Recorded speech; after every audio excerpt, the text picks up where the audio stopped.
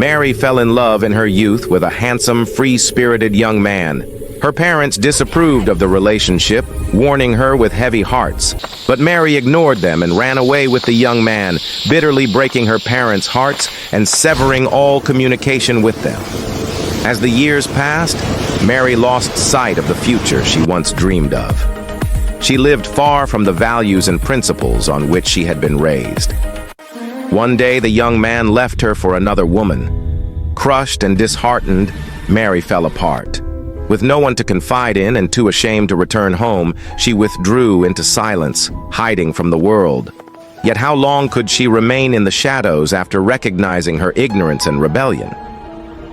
Eventually, Mary made the difficult decision to return home, to the people who had truly loved her all along, despite the fear of rejection.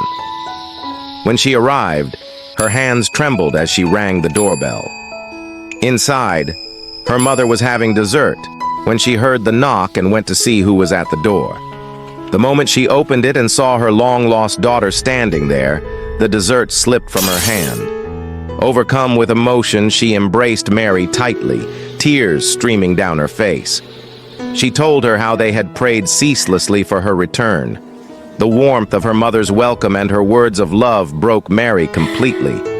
She wept, not from shame, but from being forgiven. Forgiveness is not given only when one acknowledges their wrong and asks for it. It is also extended while one is still ignorant of their mistakes.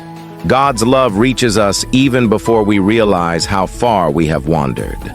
As Romans 5:8 reminds us, "But God demonstrates his own love toward us, in that while we were still sinners, Christ died for us."